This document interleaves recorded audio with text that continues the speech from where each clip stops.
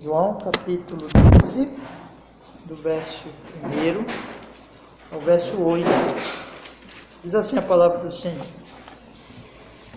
João 12.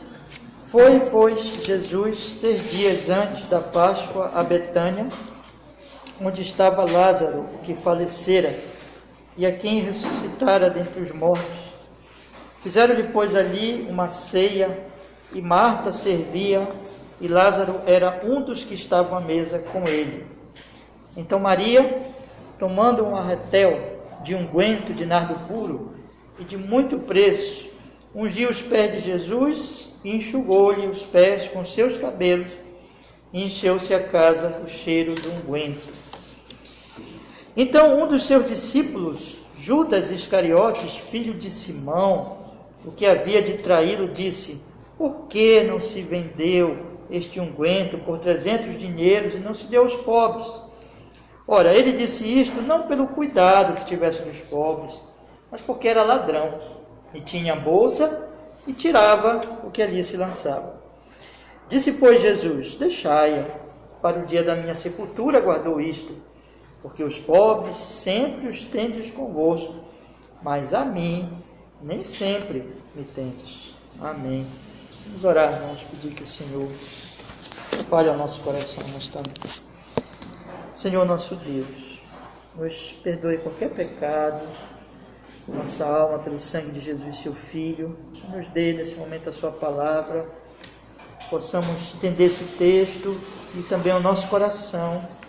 Receba, meu Deus, com fidelidade, com fé, com reverência. Em nome de Jesus oramos. Teu nome seja louvado em Cristo. Amém. E amém. Pode sentar, irmãos. Pode sentar. Amém. Então, meus irmãos, esse trecho, nós começamos hoje com esse trecho, mais um capítulo, desse precioso Evangelho de João. E aqui, meus irmãos, nós estamos, na verdade, indo já para os finalmente da morte, aliás, da vida de nosso Senhor Jesus Cristo, quando ele já se aproxima da sua morte. São os últimos momentos, na verdade. Nós vimos semana passada que, devido ao grande milagre que ele operou na ressurreição de Lázaro, e os líderes religiosos observando aquilo e vendo realmente tantos sinais, eles mesmo dizem, esse homem está operando muitos sinais, por uma questão de medo de perder o poder deles, eles ali decidem matar Jesus. E tudo que acontece aqui, em termos assim do que eles vão fazer, na verdade já é determinado. Eles já tinham decidido, e aquele julgamento que eles vão fazer depois é só uma farsa, mas eles já realmente pensam ali, já determinado ali matar o Senhor Jesus Cristo. Esse capítulo, portanto, capítulo 12, ele está indo já para a finalização. Aí o que nós vamos ter esses eventos aqui do capítulo 12, mas a partir do capítulo 11 nós temos o último discurso de Cristo, que vai do capítulo 11 até o 16. No capítulo 17 nós temos a oração sacerdotal de Cristo, que é uma oração já se preparando para a morte, para o sacrifício. Então nós temos a morte de Jesus e tudo que vai acontecer depois. Então aqui já é a finalização, então não há muitas coisas mais a acontecer a partir daqui. Já está determinada a morte de nosso Senhor. E o ponto importante para nós, irmãos, é que eles já tinham determinado, os principais sacerdotes, que qualquer pessoa que soubesse onde Cristo estivesse, o denunciasse. Então vocês lembram, semana passada eu encerrei com o versículo 57 do capítulo anterior. Vamos fazer a leitura no capítulo anterior. O versículo antes do trecho que nós lemos hoje, verso 57, diz assim: ora, os principais sacerdotes e os fariseus tinham dado ordem para que, se alguém soubesse onde ele estava, o denunciasse para o prenderem. Então, Jesus se retirou. Vocês lembram disso, que quando eles fizeram aquela reunião, que eles determinaram matar Jesus, Caifás, aquele falso político, resolveram matar Jesus ali. E Jesus se isola, Jesus por precaução, por prudência, junto com o seu discípulo, vai para uma cidadezinha chamada Efraim. Nós não sabemos exatamente onde era, mas era uma cidade do interior, uma cidade, diz aqui no versículo 54, retirou-se dali para a terra de junto do deserto, para uma cidade chamada Efraim. Então Jesus se esconde ali. Vocês talvez digam, mas ele não é Deus? Por que ele se afasta do perigo? Porque ele é Deus, homem. Porque Deus age pelos meios e ele não é imprudente. Então ele ia morrer no momento certo. Então ele realmente se isola durante um período. Mas, meus irmãos, o texto vai dizer agora no capítulo 12 que 6 dias antes da Páscoa, e aqui é a última Páscoa, como eu estou dizendo, já estamos indo para os finalmente, né? Então, 6 dias antes da Páscoa, ele é convidado, volta a Betânia, é convidado para um jantar, volta a Betânia e junto ali com aquela família muito grata a ele, né, que já o amava e agora não ama mais ainda, ele tinha ressuscitado Lázaro. E volta para jantar com aquelas pessoas numa casa que daqui a pouco eu vou dizer de quem é. E então ali as pessoas estão muito gratas a ele. É, na verdade, de certa forma, em certo sentido, o culto. Não é um culto formal, mas as pessoas estão ali em gratidão ao Senhor, fazem aquele jantar e é uma ocasião muito feliz, meus irmãos. Então, um ponto importante aqui, as pessoas aqui não entregam a Jesus, elas convidam Jesus para um jantar, né? Então, se nós voltarmos de novo para o versículo 57, quando diz assim, ora, os principais sacerdotes e os fariseus tinham dado ordem para que, se alguém soubesse onde ele estava, o denunciasse para o prenderem. Mas no capítulo 12, no versículo 2, diz, fizeram depois ali uma ceia. Então, esses amigos de Jesus, em vez de o denunciarem, eles convidam Jesus, fazem para ele uma ceia, meus irmãos.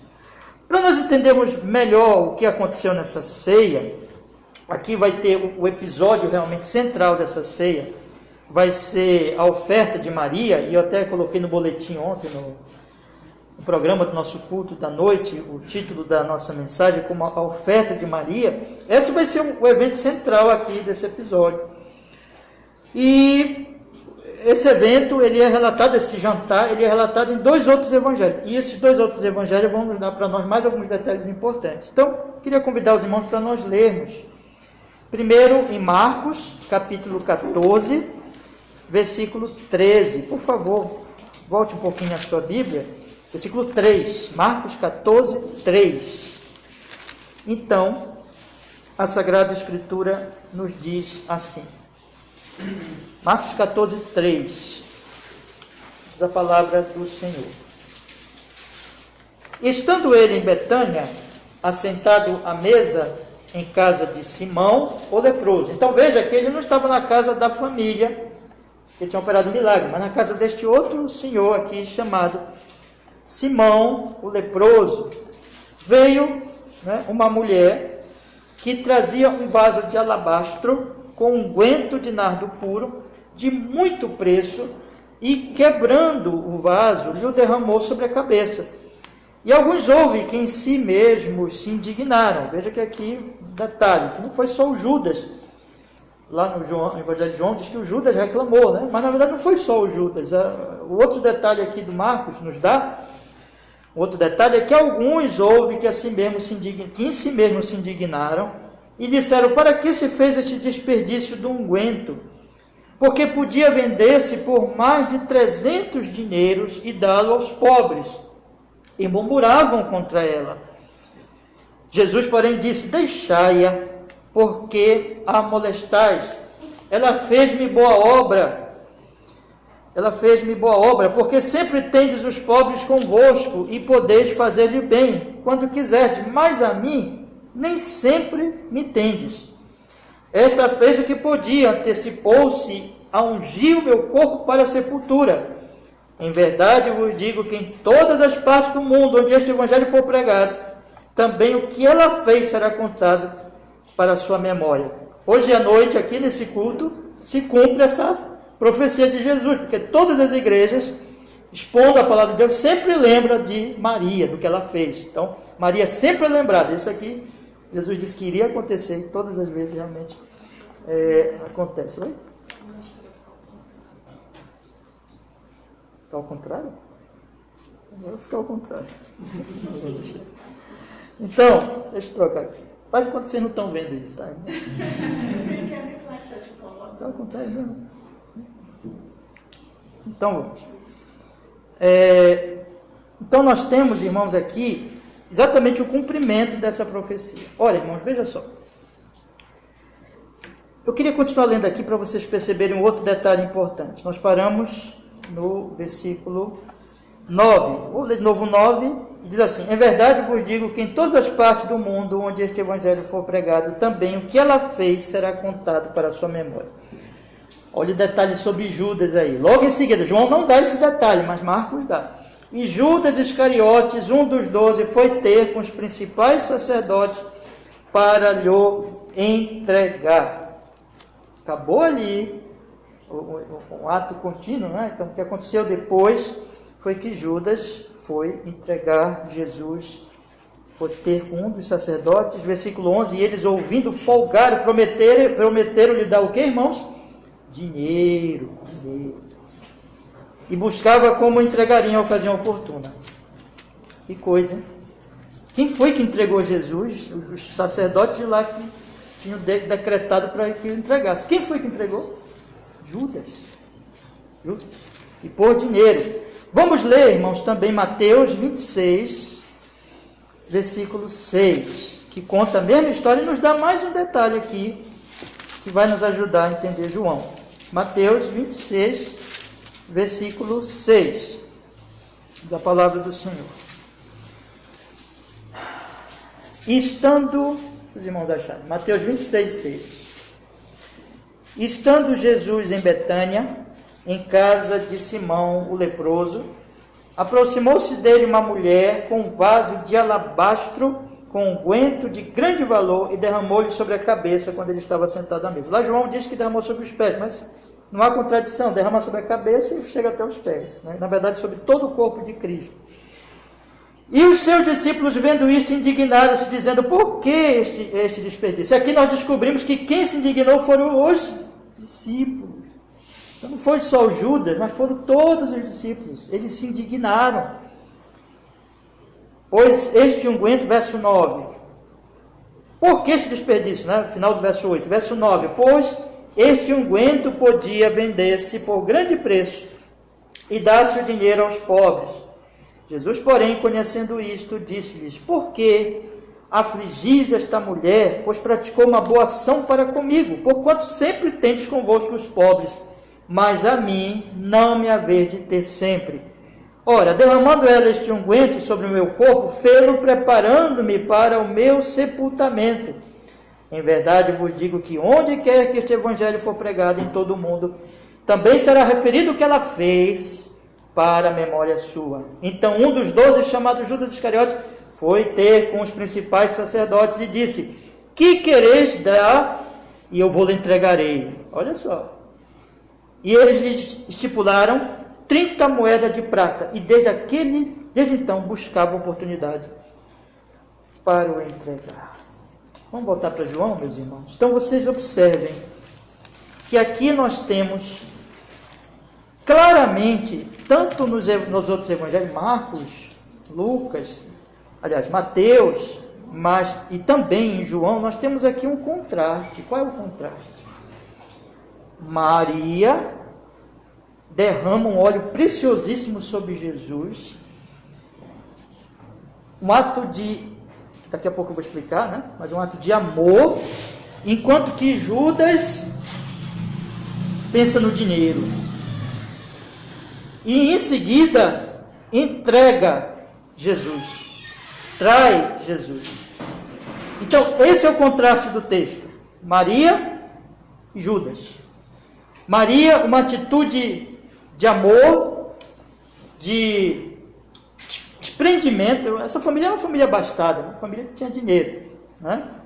De desprendimento, e não pensou no valor, pensou em Cristo, E Judas pensou só no dinheiro e se fazendo de bonzinho, com o argumento dos pobres, né? Mas na verdade acabou entregando Jesus. Isso é o contraste do texto, meus irmãos. Evidentemente, isso já nos faz logo pensar em relação à nossa vida, né? Com quem nós parecemos mais? Com Maria ou com Judas? Então, meus irmãos, outro detalhe ainda, antes de eu entrar no texto, é bem interessante que isso ficou marcado na memória, né? Jesus disse que ia ficar na memória, e realmente ficou na memória da igreja primitiva. Olhe comigo João 11.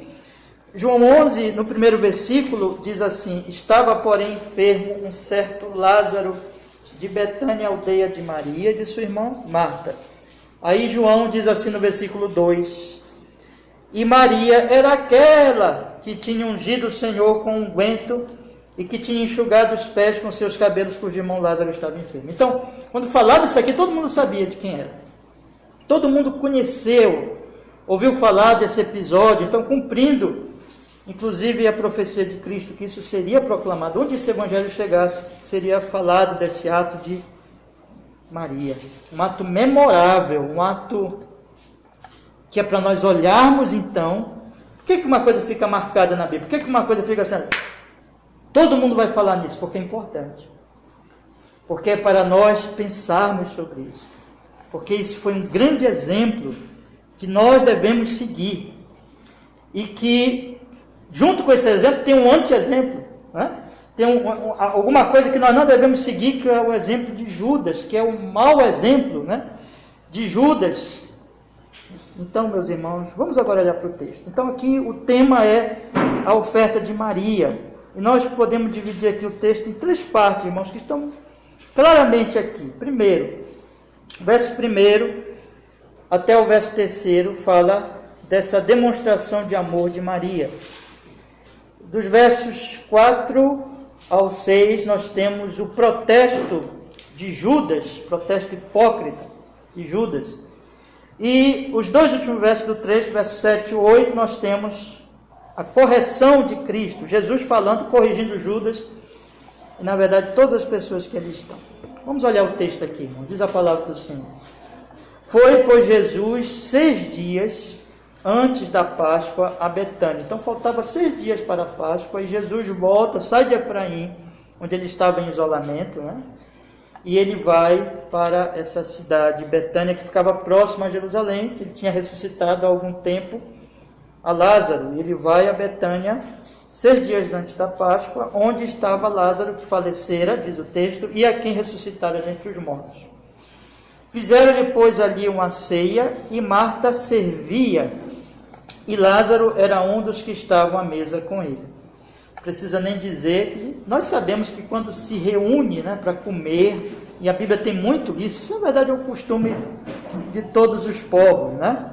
Temos aqui um historiador, acho que ele confirma isso, né, irmão Alexandre? Que todo mundo se gosta de reunir para comer, né? E sempre é uma festa, sempre é alegria. Mas aqui nós temos uma ocasião em que Jesus tinha feito um milagre, e as pessoas estão reunidas ali com gratidão a Ele, diante desse milagre extraordinário de ressuscitar um morto de 4 dias. E, como era costume da época, a cultura, né? E ali estão os homens comendo, e Marta servia. Estavam na casa, como nós vimos, de Simão, era o dono da casa, e Marta lhe servia. E de repente, irmãos, aquele ambiente de alegria, de gratidão, de culto, né, de adoração ao Senhor, de gratidão ao Senhor, pelo que Ele tinha feito, mas de repente entra Maria. E a Maria vem com um arretel, um vaso cheio de unguento, de nardo puro, de muito preço. Valia muito aquilo ali. E de repente ela quebra aquele vaso. Marcos e Mateus diz que ela derrama sobre a cabeça, mas aqui o João destaca especialmente a questão aqui dos pés. Derrama sobre Cristo aquele perfume caríssimo, unge o nosso Senhor, solta os seus cabelos e começa a enxugar os pés de Cristo com os seus cabelos. E quanto valia aquilo? João diz que era um unguento de nardo puro. Nós temos, meus irmãos, a informação dada aqui pelo próprio Judas em seguida, e nós não temos por que duvidar de que ele acertou no valor, né? Pelo menos ninguém aqui discordou dele. E o versículo 4 diz: então um dos seus discípulos, Judas Iscariote, filho de Simão, o que havia de traí-lo, disse: por que não se vendeu este unguento, preste atenção no valor, por 300 dinheiros, e não se deu aos pobres? Então Judas olhou, calculou, né, tirou uma base ali do preço, que devia valer aquele perfume caríssimo, 300 dinheiros. Quanto era esse valor? Quanto valia 300 dinheiros? Bom, para isso, temos que dar uma olhadinha aqui para uma parábola que Jesus contou. Abra comigo Mateus capítulo 20. Mateus capítulo 20. Jesus contou uma parábola interessante, onde aparece exatamente o valor desse dinheiro. Capítulo 20, a partir do verso 1, diz assim a palavra do Senhor: porque o reino dos céus é semelhante a um homem, pai de família, que saiu de madrugada a assalariar os trabalhadores para a sua vinha. E ajustando com trabalhadores a um dinheiro por dia, mandou-os para a sua vinha. Então, quanto era, mais ou menos podemos tirar uma base por essa parábola, que o nosso Senhor conta aqui, quanto era que valia esse dinheiro? Um dinheiro. Era o pagamento de um trabalhador, de um dia de trabalho, de um trabalhador contratado. Um dia de trabalho. Quanto, voltando para João, quanto Judas disse que valia o perfume? 300.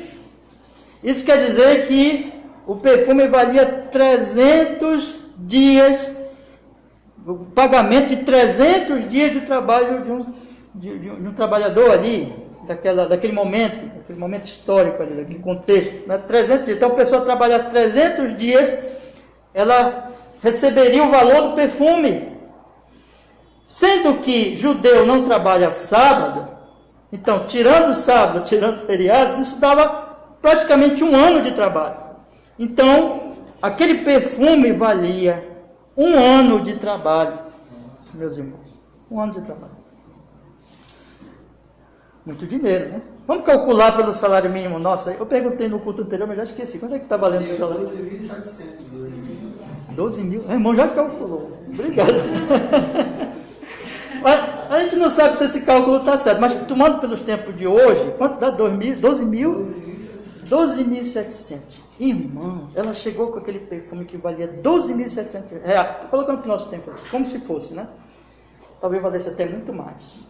Mas vamos supor, nos tempos de hoje, 12.700, ela chega ali, todo mundo está olhando aquilo, e ela quebra o vaso, derrama sobre Cristo, vai caindo sobre Cristo todinho aquele conteúdo, e chega até os pés do Senhor Jesus Cristo.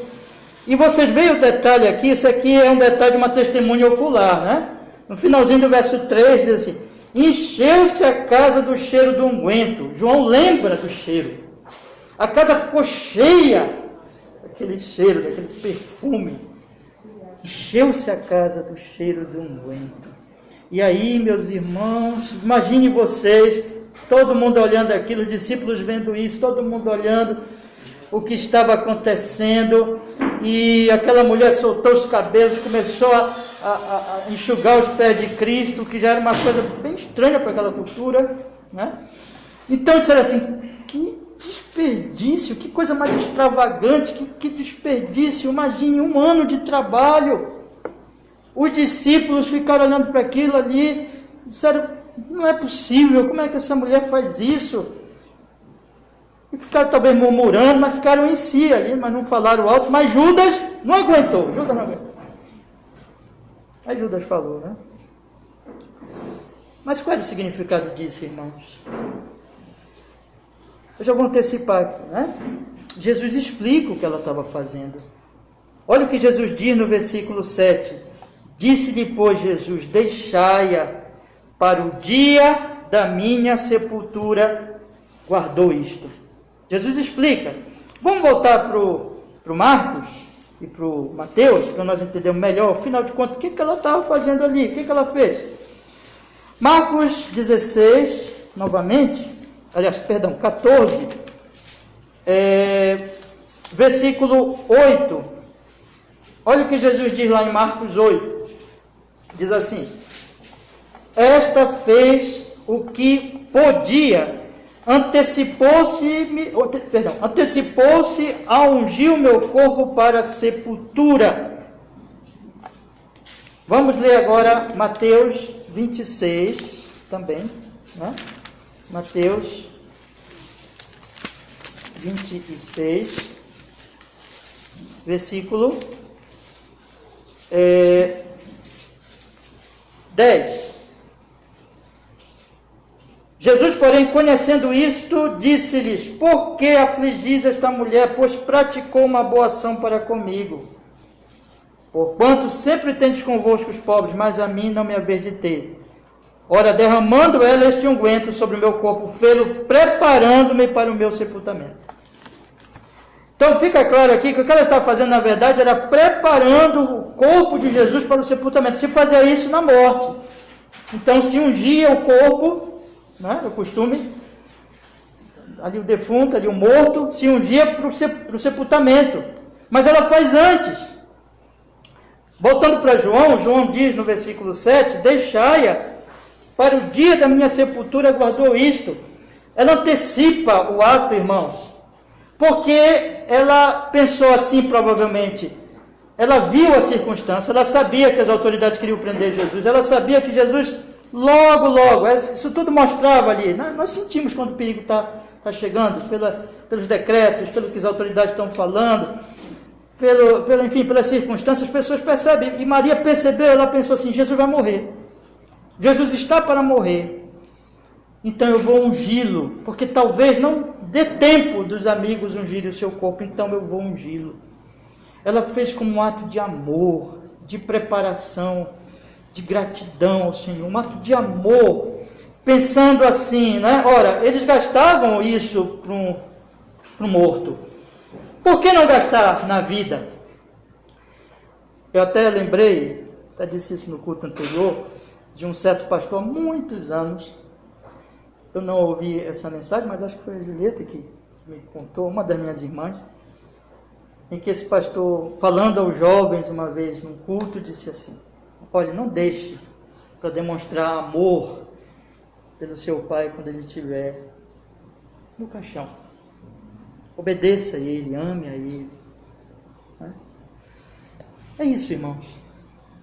Ela não queria. Por que se pode demonstrar amor para o morto, mas não se pode demonstrar amor em vida? Entende?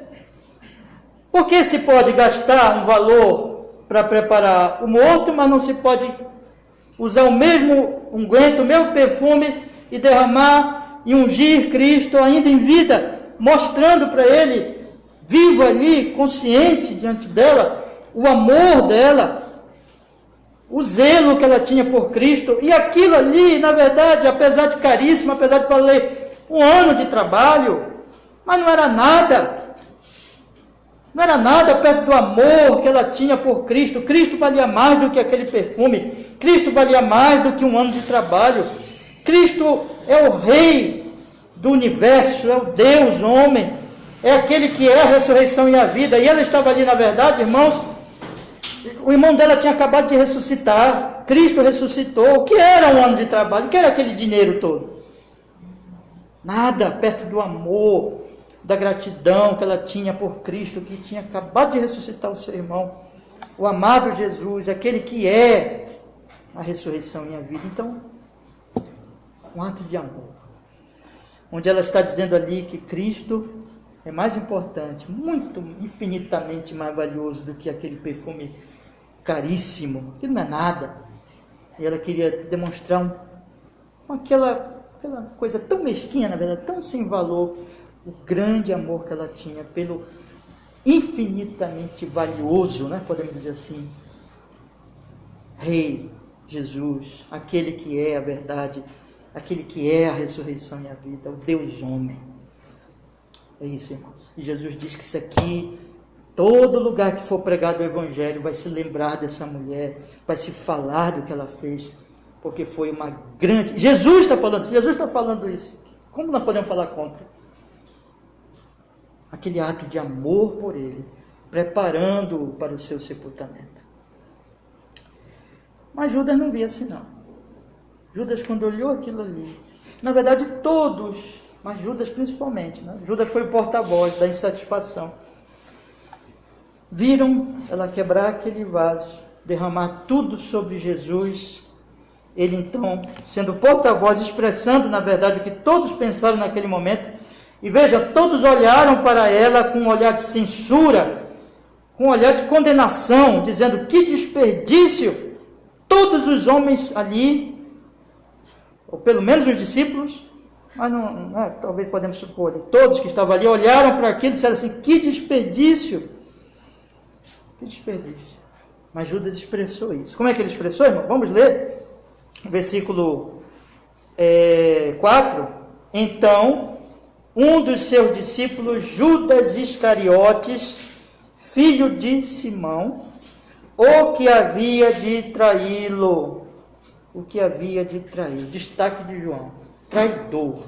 Disse: por que não se vendeu este unguento por 300 dinheiros e não se deu aos pobres? Que argumento bom, né?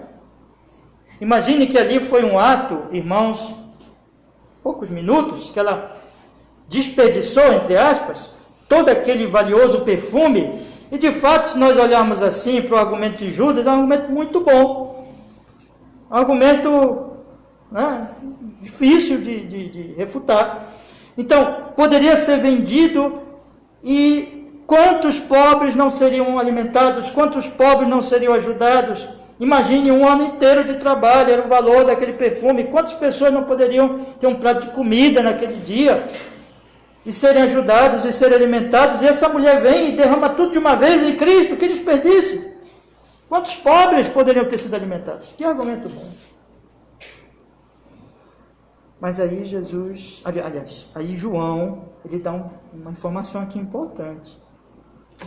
Olha o que diz o versículo 8. Versículo 6. Ora, ele disse isto não pelo cuidado que tivesse dos pobres, mas porque era ladrão.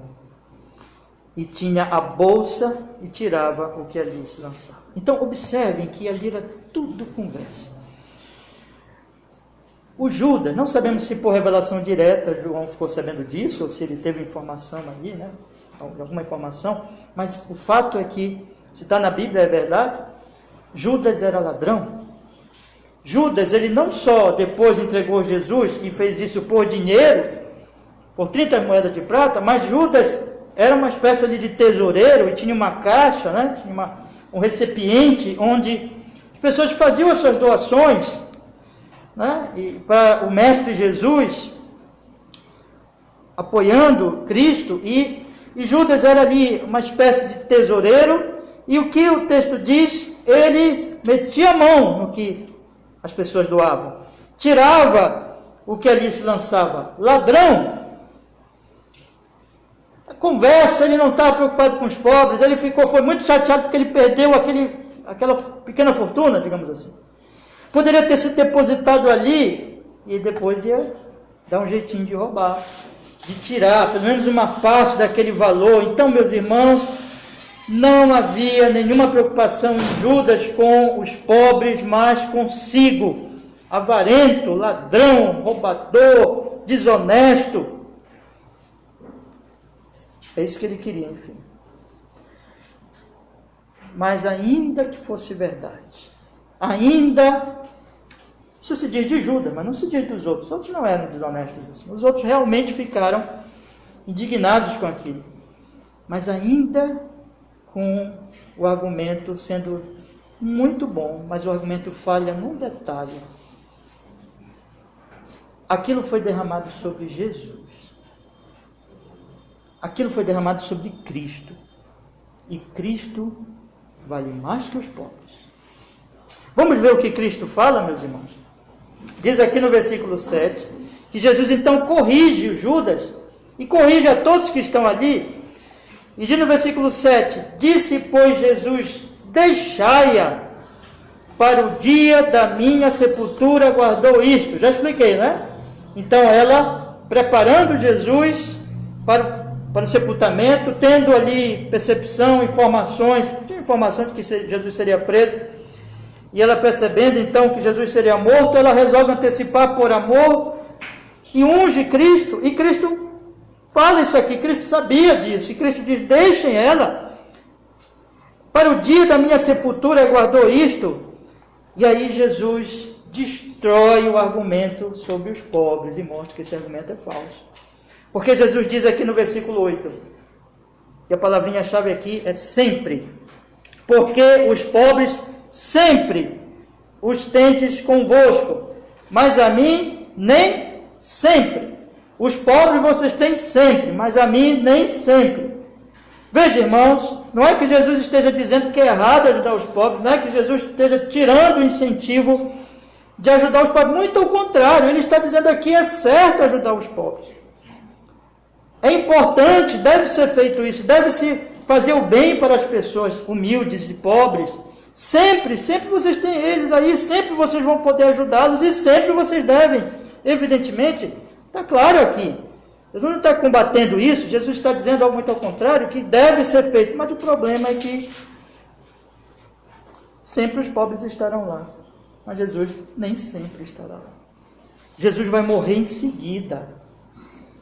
Os pobres vão continuar lá, sempre vai ter pobre. O Antigo Testamento vai falar isso, e aqui Jesus confirma, mas sempre existirão pobres na terra. Sempre existirão necessitados. Sempre existirão pobres nas igrejas. Sempre que precisarão ser ajudados. Você lê a Bíblia inteira, vai falar sobre isso. E que essas pessoas devem ser ajudadas. E as igrejas, Atos dos Apóstolos, por exemplo, foi instituído ali um ofício para cuidar dos pobres, que foi o diaconato, Atos capítulo 6. Sempre essas pessoas existirão e sempre essas pessoas deverão ser ajudadas e poderão ser ajudadas e haverá oportunidade de ajudá-las. Mas Cristo estava para morrer e ele deveria ser ungido e Maria ungiu. Porque mesmo que os pobres seja importante ajudar os pobres, mas Cristo é prioridade. E Cristo está para morrer.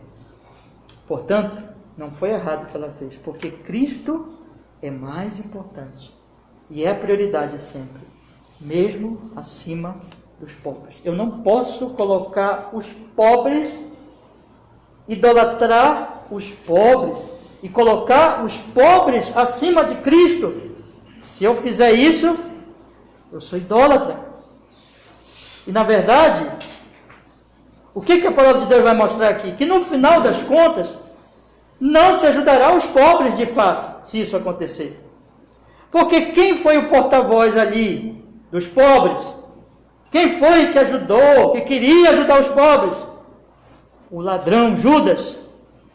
O que logo depois, logo em seguida, conforme Mateus, conforme Marcos, ele foi denunciar Jesus, ele foi entregar Jesus para os fariseus, para os sacerdotes, para os inimigos, por 30 moedas de prata.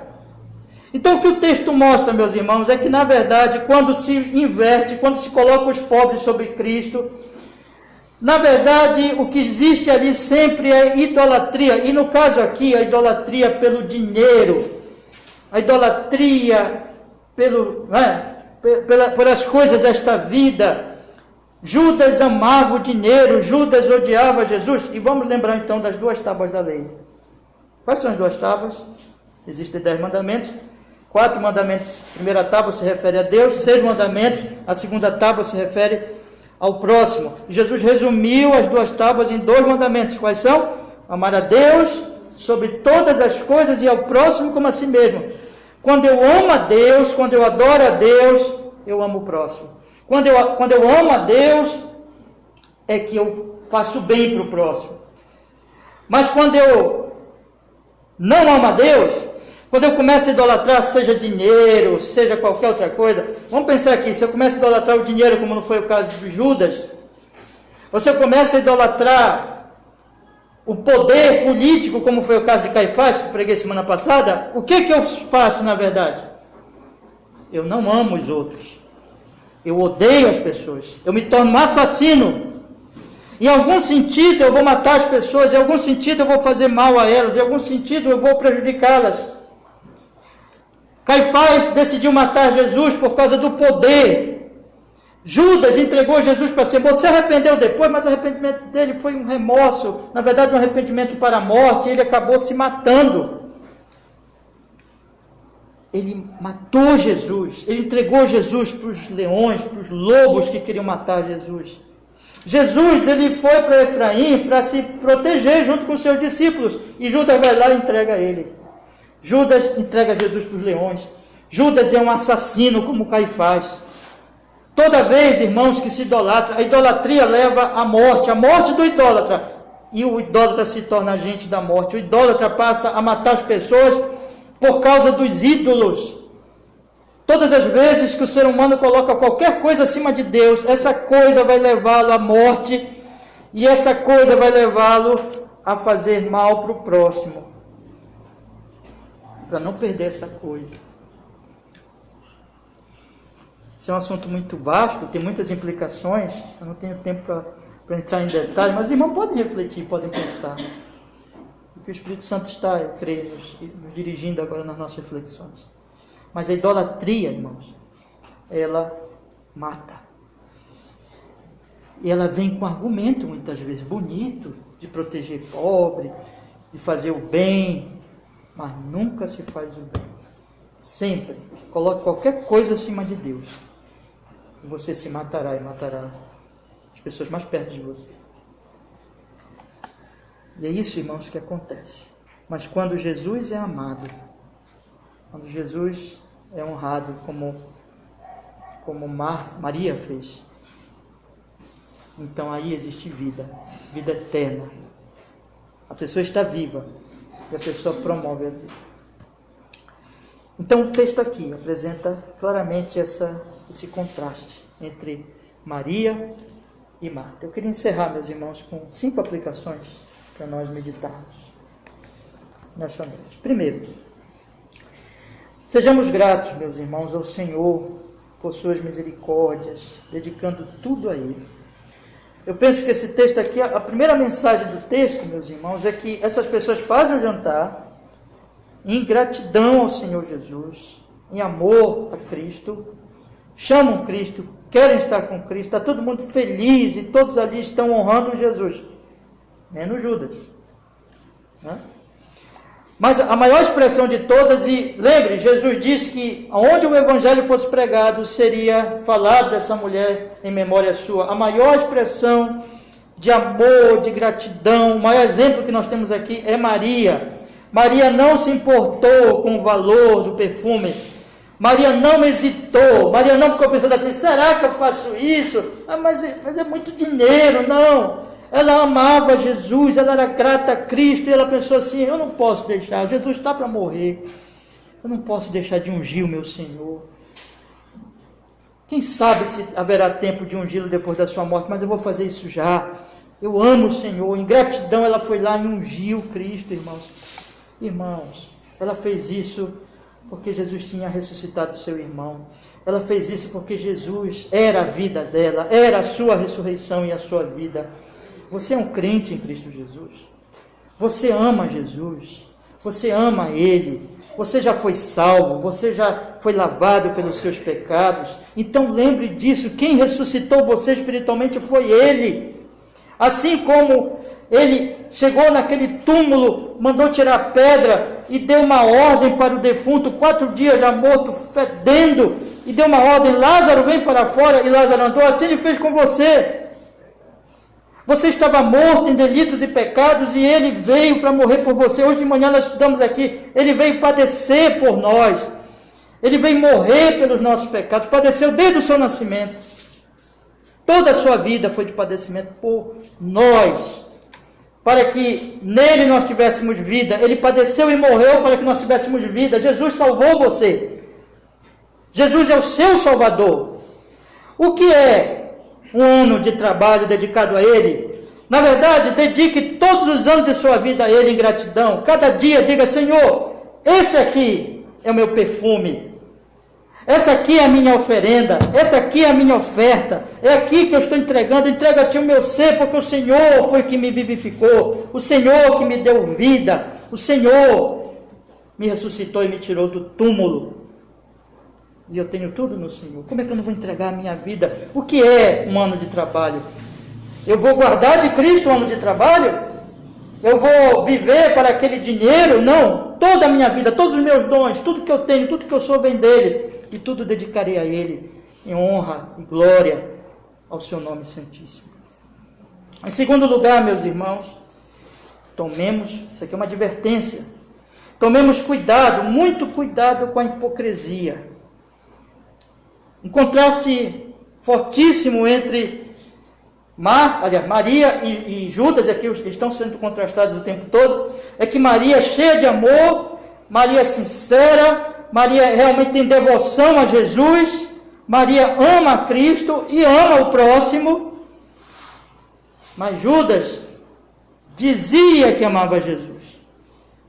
Estava ali entre todos, ninguém dizia que Judas era um hipócrita, ele estava sentado sempre com todos, ele estava falando com todos, conversando com todos, ninguém dizia que ele era um Judas. Hoje a gente usa esse nome, né? Judas, traidor, mas ninguém falava dele como traidor, ninguém pensava que ele era um traidor. Ele parecia um dos apóstolos, um dos discípulos. Ele pregava também, ele expulsou demônios, meus irmãos.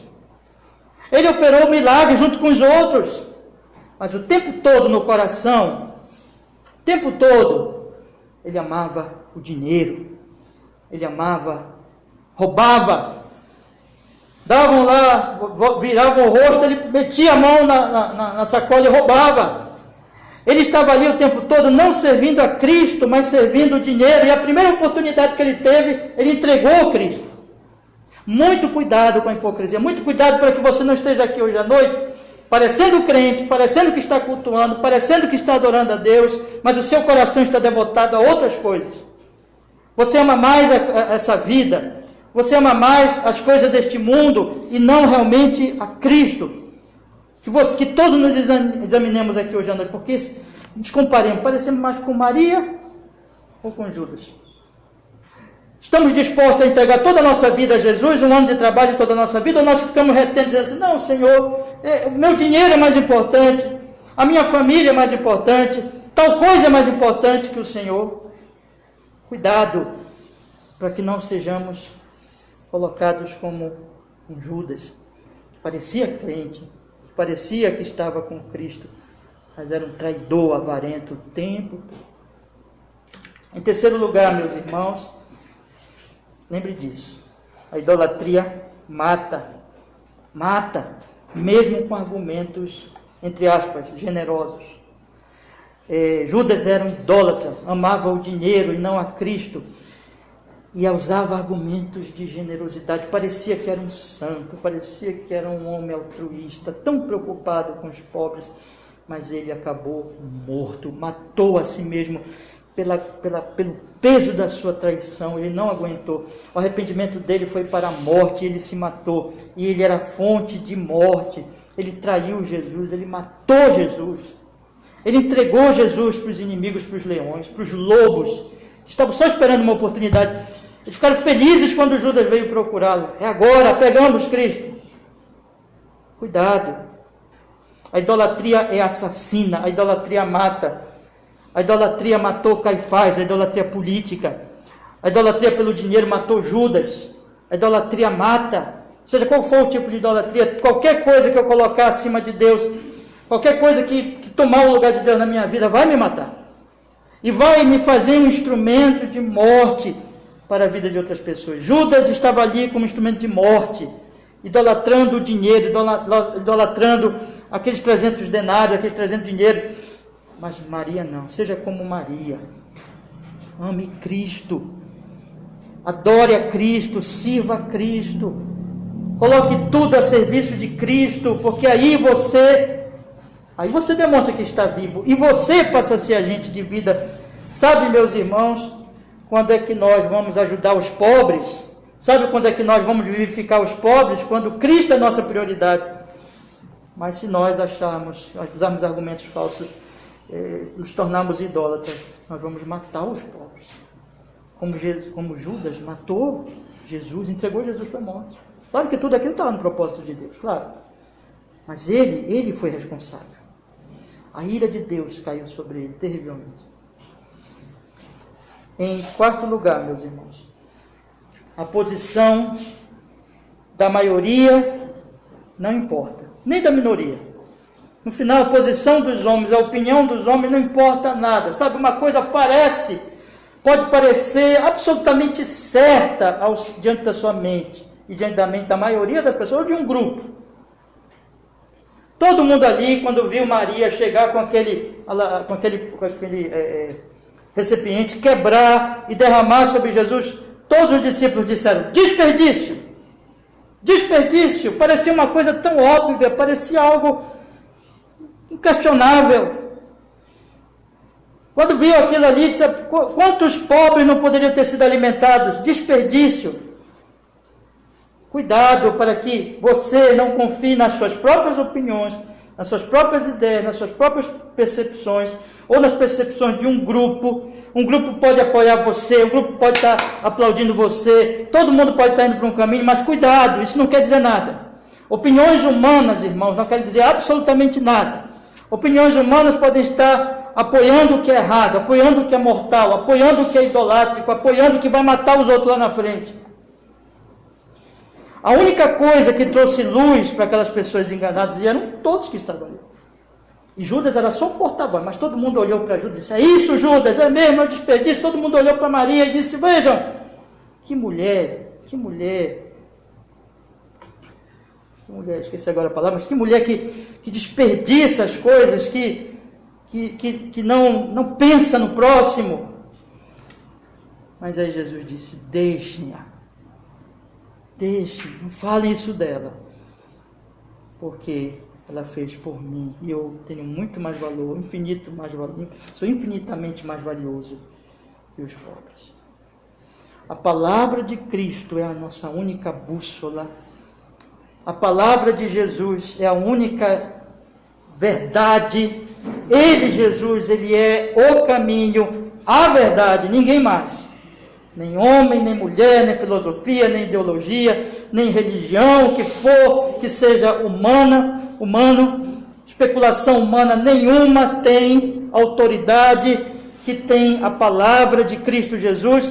Leve tudo ao crivo da palavra, leve tudo, não fique muito confiante nas suas opiniões. É verdade, não confie nas suas opiniões, até que você tenha absoluta certeza que você entendeu a palavra de Deus e que você está aplicando a palavra de Deus de uma maneira correta em uma dada circunstância. Porque senão, e o que vai determinar sempre é: aquilo está glorificando a Deus de verdade, aquilo está honrando a Deus de verdade, aquilo está priorizando Cristo verdadeiramente, aquilo está produzindo bem de fato.